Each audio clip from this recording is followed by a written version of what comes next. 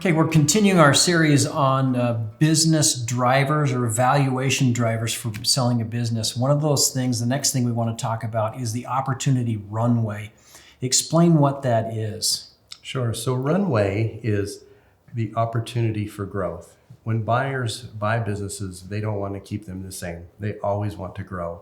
And The buyer does, the buyer wants to which grow. is different from what the business owner sometimes wants to do. Yeah, sometimes a business owner, they're in their mid 60s or early 70s. They're comfortable. They have a comfortable living, and they plateau.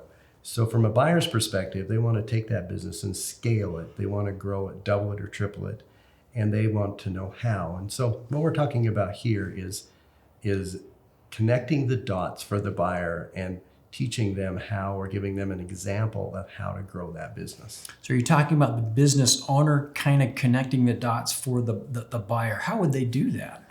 So what we do is sit down with them and we talk to them about how that business, what would it take to double the business, for instance? How much monetarily would it take? Staffing, are they at capacity, 100% capacity?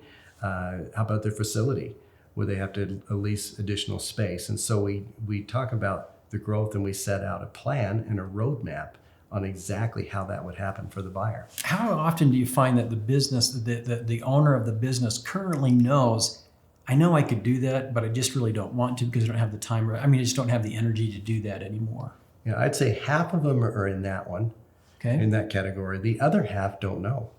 They've gone and I see that the business will grow to the level of expertise of the owner, and they just bump up against they are their worst enemy, right? And so they bump up against just running out of expertise. Some people are really good at starting a business, taking it to 5 million in sales, but they just don't have the appetite or the energy or knowledge, expertise to take it to 10 or 15 million. Okay. And so if they don't know, I put that in the offering memorandum. I'm like, they're not sure how to grow this, but here are some ideas. Okay. Now, in your book, you also mentioned having the business owner having a good story, meaning how do they position it? Tell me a little bit about the business and how they need to position it, their story, what that needs to be for a potential buyer. So the story is two different things. One, it's the story of the business and how it came to be, how they started it, what they did, and it's their baby, right?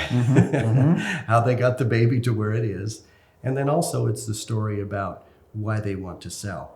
Buyers will always ask the sellers, why do you want to exit? Are they looking to retire?